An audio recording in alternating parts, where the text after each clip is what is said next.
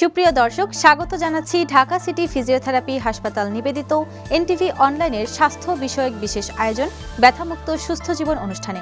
আজ আমরা কথা বলবো কাঁধে ব্যথা হওয়ার কারণ ও এর চিকিৎসা নিয়ে। কাঁধের তীব্র ব্যথা আমাদের দৈনন্দিন জীবনকে অসহ্য করে তোলে। কেন হয় এই ব্যথা এবং মুক্তির উপায় কি, এ নিয়ে বিস্তারিত জানাতে আজ আমাদের সাথে আছেন ঢাকা সিটি ফিজিওথেরাপি হাসপাতালের চেয়ারম্যান ও চিফ কনসালটেন্ট বিশিষ্ট ফিজিওথেরাপি বিশেষজ্ঞ ডক্টর এম ইয়াসিন আলী।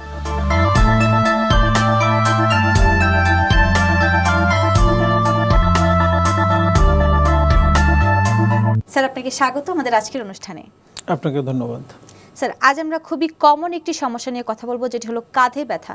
এই কাঁধে ব্যথা সাধারণত কি কি কারণে হয়ে থাকে?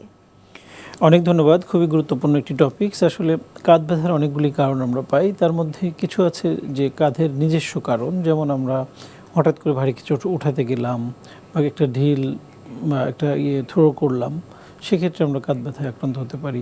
অনেক সময় যারা স্পোর্টসের সাথে রিলেটেড, যেমন ক্রিকেটার, ফুটবলার বা হকি বা এই ধরনের খেলার সাথে যারা জড়িত, তাদের অনেক সময় স্পোর্টস ইনজুরি থেকে আমাদের কাঁধ ব্যথা হতে পারে। এছাড়া দেখা যায় যে কিছু আছে রেফার্ড পেন, আমরা বলি ঘাড় থেকে যে নার্ভটা হাতের দিকে আসছে, সেই নার্ভের উপর যদি কম্প্রেশন বা চাপ লেগে থাকে, সেক্ষেত্রেও রেডিয়েটিং পেন, যেটা আমাদের কাঁধে হতে পারে। তো আসলে এরকম বেশ কিছু কারণ রয়েছে কাঁধ ব্যথা। স্যার, আপনি বিভিন্ন কারণ বললেন কাঁধ ব্যথা কেন কেন হয়। যারা দীর্ঘ সময় ডেস্কে বসে কম্পিউটারে কাজ করে, তাদের এই ব্যথাটা কি বাড়ে বেশি, বা এই বিষয়ে একটু আমাদের যদি জানাতেন। ধন্যবাদ। ডেস্কে কাজ করার ক্ষেত্রে দুইটা সমস্যা আমরা দেখতে পাই, যে রোগীরা দীর্ঘক্ষণ বসে থাকার ফলে, যেমন আমরা একটু ঝুঁকে অনেক সময় বসে থাকি, একটু আরামদায়কভাবে কাজ করি, এইটাকে আমরা ব্যাড পোস্চার বা পোর পোস্চার বলি। এই পোস্চারাল কারণে অনেকেই ঘাড় ব্যথা বা কাঁধ ব্যথায় আক্রান্ত হয়। এবং প্রপার নিয়ম হলো যে আমরা হাত দুটো আর্ম রেস্টের উপর রাখবো, রেখে আমরা সোজা হয়ে, মনিটরটা আই লেভেলে থাকবে, আমরা ঝুঁকে না করে স্ট্রেট হয়ে কাজ করব, এবং আধা ঘন্টা 40 মিনিট পরে আমরা একটা ব্রেক নিব। কিন্তু এই জায়গাটায় আমাদের অনেক সময় সচেতনতা না থাকে, আমরা একই পোস্টারে বা একই জায়গায় বসে 8 ঘন্টা 10 ঘন্টা একইভাবে কাজ করছি, এবং যে প্রপার আর্গোনমিক্স যেটাকে আমরা বলি, সেটা না ফলো করছি না, যার ফলে অনেকেই এই কাঁধ ব্যথায় আক্রান্ত হন, ঘাড় ব্যথায় আক্রান্ত হন, পিঠ ব্যথায় আক্রান্ত হন। স্যার, আপনি বিভিন্ন কারণ বললেন কাঁধ ব্যথার, এটির সাথে সম্পর্কিত রয়েছে যে রোটেটর কাফ ইনজুরি বা ফ্রোজেন শোল্ডার। এই বিষয় দুইটি কি এবং এটি কিভাবে সম্পর্কিত কাঁধ ব্যথার সঙ্গে? হ্যাঁ, যথার্থ বলেছেন। আমরা যে শোল্ডার জয়েন্টের যে নিজস্ব কারণের কথা বলেছি, তার মধ্যে রোটেটর কাফ ইনজুরি একটা গুরুত্বপূর্ণ।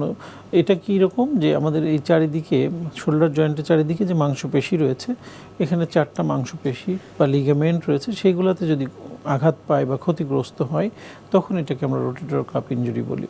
তো এই ইনজুরিটা অনেক সময় আমাদের কয়েকটা কারণে আমরা পেয়ে থাকি, যেমন যারা ক্রিকেটার বা যারা বল থ্রো করে, সেক্ষেত্রে অনেকের এই সমস্যায় আক্রান্ত হয়। বা অনেকে আছে যে গাড়িতে আমরা হাতল ধরে বসে থাকি, হঠাৎ করে বড় ধরনের জার্কিং হলো, ঝাঁকি লাগলো, এবং এই ছোট ছোট মাইক্রো ট্রমা হয়, মানে একবার হয়তো হলো, খুব বেশি সমস্যা হলো না, বাট কন্টিনিউয়াস কয়েকবার রিপিটেটিভলি হলো, তাদের এই সমস্যা তৈরি হয়। অনেক সময় উঁচু ভারী কিছু উঠাতে যে আমরা ব্যথা পাই, এই ধরনের সমস্যা থেকে আমাদের শোল্ডার জয়েন্ট বা যেটাকে আমরা বলি, সেইটা এমনিতে তো থাকে না, কিছু মাংসপেশি, কিছু লিগামেন্ট, যেগুলো রশির মতো জিনিসটাকে ধরে রাখে, সেইগুলোতে যখন আঘাত হয়, সেই সমস্যাটাকে আমরা সম্মিলিতভাবে রোটেটর কাফ ইনজুরি বলি। এবং আপনি যেটা বললেন ফ্রোজেন শোল্ডার, এটা একটা আসলে কন্ডিশন বা অবস্থা। যখন আমরা কোনো কারণে ব্যথা পেলাম, ব্যথার কারণে জয়েন্টটাকে মুভমেন্টটা কম করছি, আস্তে আস্তে জয়েন্টটা জমাট বেঁধে যায়, শক্ত হয়ে যায়, এবং সেই সমস্যাটা যখন আমরা সংজ্ঞায়িত করি যে জমাট বেঁধে যাওয়া শোল্ডার, তখন এটাকে আমরা ফ্রোজেন শোল্ডার বলি। যেমন আমরা ফ্রিজে একটা জিনিস রেখে দিলাম, দেখবেন যে একটা নির্দিষ্ট সময় পরে এটা জমাট বেঁধে গেছে। ঠিক তেমনই শোল্ডার জয়েন্টটা যখন আমরা হাতটা উপরের দিকে উঠাইতে পারি না, পিঠের দিকে নিতে পারি না, জামা কাপড় পরতে কষ্ট হয়, মাথা আঁচড়াইতে পারি না, এই ধরনের কিছু কন্ডিশনে চলে যায়, তখন এই কন্ডিশনটাকে আমরা ফ্রোজেন শোল্ডার বলে থাকি। স্যার, আপনি তখন জানাচ্ছিলেন রোটেটর কাফ ইনজুরি এবং ফ্রোজেন শোল্ডার বিষয়ে।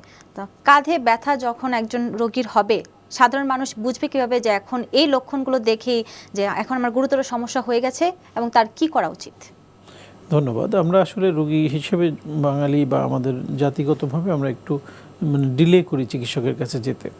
তো শুরুতে যেটা আমরা যাওয়া দরকার বা যে উপসর্গ দেখা দিলে দ্রুত চিকিৎসকের কাছে যাওয়া দরকার, সেটা হলো যেমন আমার কাঁধ ব্যথা হচ্ছে, ব্যথার কারণে আমি মুভমেন্ট করতে পারছি না, জিনিস উঠাইতে পারছি না, বা আমার যে স্বাভাবিক কাজকর্মগুলো করা, জামা কাপড় পরতে অসুবিধা হচ্ছে, বা মাথা আশ্রাইতে পারছি না, বা পকেট থেকে ছেলেরা যেমন মানি ব্যাগ বা আমরা আমাদের পার্সটা নিতে পারছি না, এই ধরনের সমস্যা হলে এবং সেটা যদি 3 থেকে 5 দিনের বেশি দীর্ঘায়িত হয়, তখনই আমাদের চিকিৎসকের কাছে যাওয়া উচিত। এছাড়া কারো আছে অ্যাকিউট ট্রমা হয়, হঠাৎ করে ব্যথা পেলো, আঘাত পেলো, পড়ে যে ব্যথা পেলো, বা রোড ট্রাফিক অ্যাক্সিডেন্ট হলো, ব্যথার কারণে আমরা হাতটা মুভই করতে পারছি না, জায়গাটা ফুলে গেছে, সোয়েলিং হয়ে গেছে, তখন সঙ্গে সঙ্গে চিকিৎসকের কাছে যাওয়া উচিত। স্যার, আপনি একটু আগেই বললেন যে হাত মুভ করতে অনেকের প্রবলেম হয় কাঁধ ব্যথার কারণে, তো অনেকে দেখা যায় যে কাঁধটা সোজা করতে একটু সমস্যা হয়, হাত উঠাতে পারে না। এই ক্ষেত্রে কি কি সমস্যা রয়েছে, কাঁধ ব্যথার সাথে কি কি এগুলো বিষয়ে সামঞ্জস্যপূর্ণ রয়েছে, এগুলো একটু জানাবেন। জি নিশ্চয়ই। আসলে আমরা কাঁধ ব্যথার অনেকগুলো কারণই আলোচনা করেছি, তার মধ্যে যেমন রোটেটর কাপ ইনজুরি আছে, আমরা আরও কয়েকটা কারণ পেয়ে থাকি এখানে, যেমন আমরা বলি অ্যাডহেসিভ ক্যাপসুলাইটিস, যে শোল্ডার জয়েন্টের ভিতরে এক ধরনের ফ্লুইড থাকে, সেইগুলোতে ইনফ্লামেশন বা প্রদাহ হয়, তখন এটাকে আমরা অ্যাডহেসিভ ক্যাপসুলাইটিস বলি। এছাড়া আমাদের কিছু টেন্ডন আছে যেগুলো আমাদের জয়েন্টটাকে স্ট্যাবল করে ধরে রাখে, আমরা বলি সুপ্রা স্পাইনাটাস নামে একটা মাসেল আছে, সেই মাসেলের যে ইনসারশন পয়েন্ট, সেখানে অনেক সময় ইনফ্লামেশন হয়, যেটাকে আমরা সুপ্রা স্পাইনাটাস টেন্ডিনাইটিস বলি। এরকম বেশ কিছু কারণে আসলে কাঁধ ব্যথা হয়। তো আপনি যেমনটি বললেন যে এই কাঁধ ব্যথা নর্মাল একটা কাঁধ ব্যথা, যেমন আমরা অনেক সময় হয়তো এক কাতে অনেকক্ষণ শুয়ে আছি, হয়তো একটু ব্যথা অনুভব করলাম, একটু মুভমেন্ট করলে আস্তে আস্তে চলে গেল, সেটা ভিন্ন জিনিস। অনেক সময় আমরা বললাম যে ঘাড় থেকে পেইনটা পুরো হাত জুড়ে ব্যথা চলে আসতেছে, ব্যথার কারণে হাতটা ঝিনঝিন অবশ অবশ মনে হচ্ছে, ভারী কিছু নিতে পারছি না বা কোনো কিছু ধরে রাখতে পারছি না, এবং এই ব্যথার কারণে যখন আমরা মুভমেন্টটা কম করছি, আস্তে আস্তে জয়েন্টটা জমাট বেঁধে যাচ্ছে, শক্ত হয়ে যাচ্ছে। এই টোটাল কন্ডিশনগুলো আসলে ঘাড়, কাঁধ এবং হাতের এই ব্যথাগুলা আসলে অনেকগুলি কারণে হয়। সেই কারণটা যদি আমরা সঠিকভাবে ডায়াগনোসিস করতে পারি, তাহলে সেই অনুযায়ী আমরা চিকিৎসা নিলে এটা থেকে সমাধান পাওয়া সম্ভব। অনেক সময় আমরা হয়তো সাময়িকভাবে ব্যথানাশক ওষুধ খাচ্ছি, একটু ব্যথা কম থাকছে, বন্ধ করলে আবার পেনটা ফিরে আসছে, ওটা আসলে কিন্তু সাস্টেনেবল ট্রিটমেন্ট না। আমরা বলি সিমটোমেটিক ট্রিটমেন্ট, বা সাময়িক হয়তো তার সমাধান হচ্ছে, কিন্তু প্রপার ম্যানেজমেন্টটা হচ্ছে না। এই জন্য কী কারণে তার ব্যথাটা হচ্ছে সেটাকে আইডেন্টিফাই করা, এবং সেই জিনিসটাকে যদি আমরা সমাধান করে দিতে পারি, তাহলে রোগী দীর্ঘমেয়াদী ভালো থাকতে পারে। স্যার, আপনি মাত্রই বললেন যে আপনারা আইডেন্টিফাই করে থাকেন। এই কাঁধ ব্যথাটি রোগটি নির্ণয়ের জন্য আপনারা কি কি পরীক্ষা নিরীক্ষা করে থাকেন? আমরা কাঁধ ব্যথা নির্ণয়ের ক্ষেত্রে রোগীকে ক্লিনিক্যাল এক্সামিনেশনের উপর বেশি ফোকাস করি, যে তার রোগীর হিস্ট্রি নেওয়া, যে তার কীভাবে ব্যথাটা শুরু হলো, কারণ হিস্ট্রিটা খুব গুরুত্বপূর্ণ। এর পাশাপাশি আমরা ক্লিনিক্যালি কিছু এক্সামিনেশন করি। এর পাশাপাশি অনেক সময় কারো এক্সরে করার প্রয়োজন পড়ে, কারো হয়তো সফট টিস্যু ইনজুরি আছে কিনা, আল্ট্রাসোনোগ্রাফি যেটাকে আমরা বলি, মাস্কুলোস্কেলিটাল আল্ট্রাসাউন্ডের প্রয়োজন পড়ে, কারো হয়তো এমআরআই নামে একটা ইনভেস্টিগেশনের প্রয়োজন পড়ে। এটা আসলে ভেরি করে যে কার কী সমস্যা সেটার উপর। স্যার, আপনার কাছ থেকে কাঁধে ব্যথা হওয়ার কারণ নিয়ে আরও জানবো বিস্তারিত, তার আগে ছোট্ট একটি বিরতিতে যেতে চাই। জি নিশ্চয়। সুপ্রিয় দর্শক, ঢাকা সিটি ফিজিওথেরাপি হাসপাতাল নিবেদিত ব্যথামুক্ত সুস্থ জীবন অনুষ্ঠান থেকে নিচ্ছি ছোট্ট বিরতি। ফিরে আসবো খুব শিগগির, সঙ্গেই থাকুন। ঢাকা সিটি ফিজিওথেরাপি হাসপাতাল, আধুনিক চিকিৎসা সেবার নিশ্চয়তা। ডাক্তার এম ইয়াসিন আলী স্যারের তত্ত্বাবধানে চিকিৎসা দেওয়া হয়।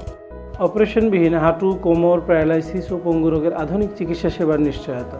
ঠিকানা ঢাকা সিটি ফিজিওথেরাপি হাসপাতাল, house number 12/1, road number 4/A, Dhanmondi, Dhaka 1205।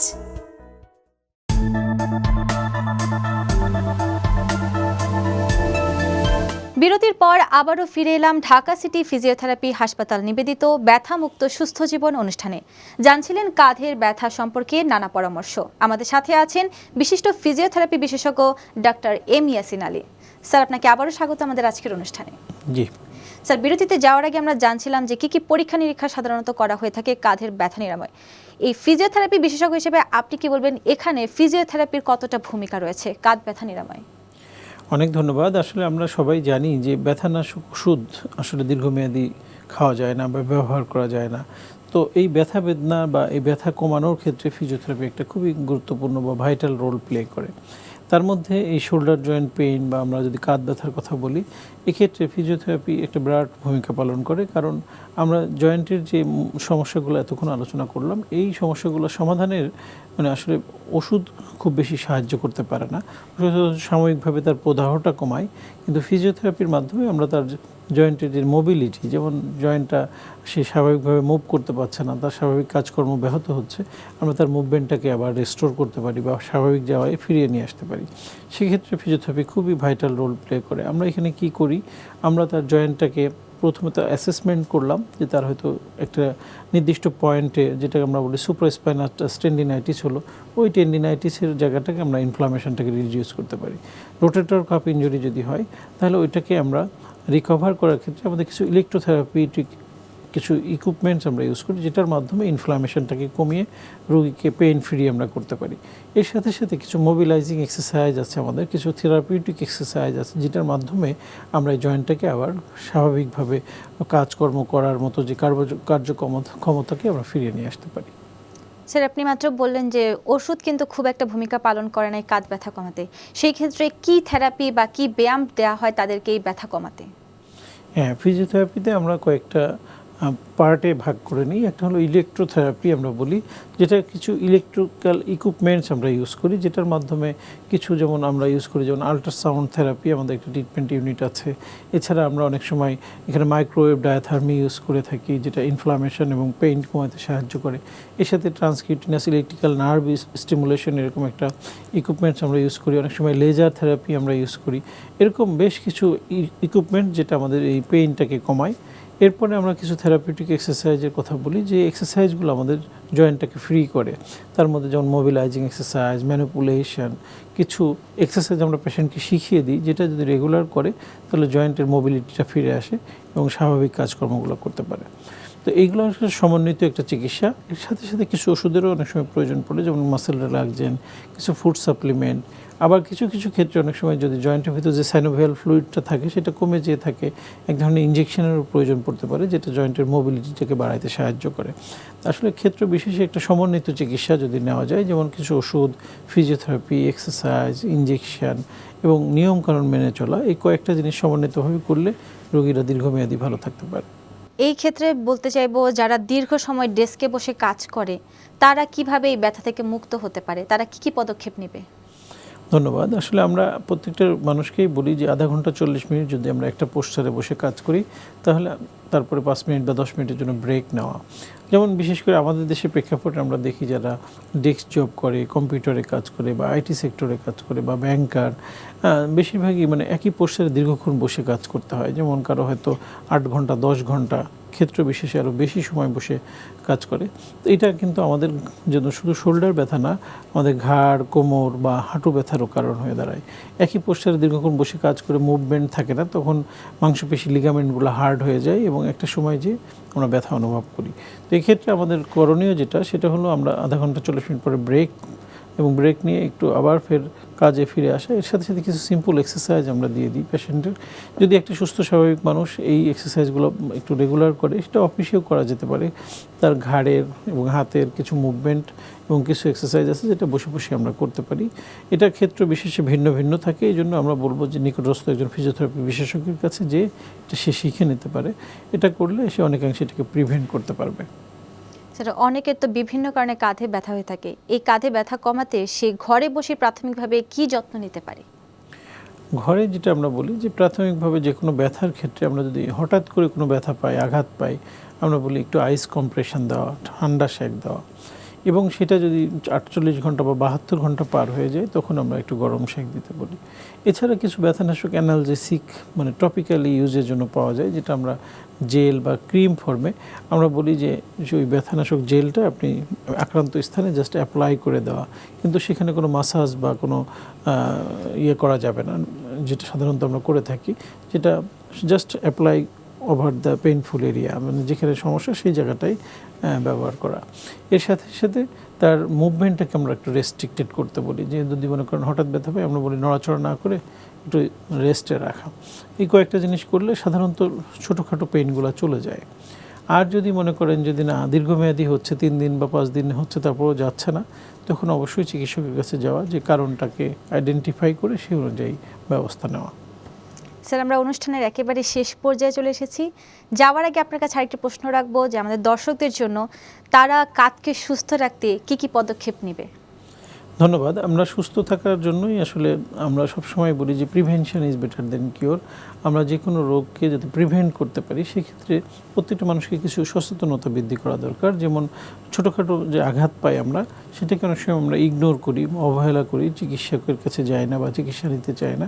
এই ছোটো ছোটো মাইক্রো ট্রমা থেকেই কিন্তু আমাদের আস্তে আস্তে শোল্ডার জয়েন্টে অ্যাডহেসিভ ক্যাপসুলাইটিস ফর্ম করে, এবং সেটা যখন ব্যথাটা আস্তে আস্তে বেড়ে যায় একটা সময় যে আমরা মানে হাতের যে স্বাভাবিক কার্যক্রমগুলো করতে পারি না, তখন আমরা চিকিৎসকের কাছে যাই। কিন্তু ওই যে আর্লি স্টেজে যদি যাই তাহলে এটা আমাদেরকে দ্রুত সুস্থতা ফিরিয়ে দিতে পারে। তো এই ব্যাপারে আমাদের সচেতন হব এবং যে কোনো ব্যথাকে অবহেলা নয়, চিকিৎসকের কাছে যাওয়া, চিকিৎসাটা সঠিকভাবে নেওয়া, এবং আমরা দৈনন্দিন যে কার্যক্রম সেই কার্যক্রমগুলো স্বাভাবিক রাখার ক্ষেত্রে আমরা যেমন আধা ঘন্টা 40 মিনিট পর ব্রেক নেওয়া, শরীরের ওজনটাকে নিয়ন্ত্রণে রাখা, যাদের ডায়াবেটিস আছে ডায়াবেটিসটাকে নিয়ন্ত্রণে রাখা। আমরা দেখি যে ডায়াবেটিস রোগীরা কাঁধের সমস্যায় বেশি ভুগে থাকেন যদি ডায়াবেটিসটা নিয়ন্ত্রণে না থাকে। তো ওভারঅল এই কয়েকটা জিনিস যদি আমরা মেনে চলি তাহলে অনেকাংশেই আমরা এই কাঁধ ব্যথা থেকে নিজেদেরকে সুস্থ রাখতে পারবো। স্যার, কাঁধে ব্যথা হওয়ার থেকে শুরু করে কি কি করলে সে সুস্থ থাকবে, সম্পূর্ণ বিষয়টি আমাদেরকে বোঝানোর জন্য আপনাকে অসংখ্য ধন্যবাদ। আশা করি আমাদের দর্শকরা অনেক বেশি উপকৃত হবে আজকের এই পর্ব থেকে। জি, আপনাকেও ধন্যবাদ। প্রিয় দর্শক, ঢাকা সিটি ফিজিওথেরাপি হাসপাতাল নিবেদিত ব্যথামুক্ত সুস্থ জীবন শুধুমাত্র একটি অনুষ্ঠান নয়, এটি একটি সচেতনতার যাত্রা। আপনার শরীরের প্রতি যত্ন নিন, প্রয়োজনে বিশেষজ্ঞের পরামর্শ নিন। আজকের মতো এখানে শেষ করছি। আবার দেখা হবে পরবর্তী পর্বে নতুন কোনো স্বাস্থ্য বিষয়ক আলোচনা নিয়ে। ততক্ষণ ভালো থাকুন, সুস্থ থাকুন, নিরাপদে থাকুন। শুভকামনা সবসময়।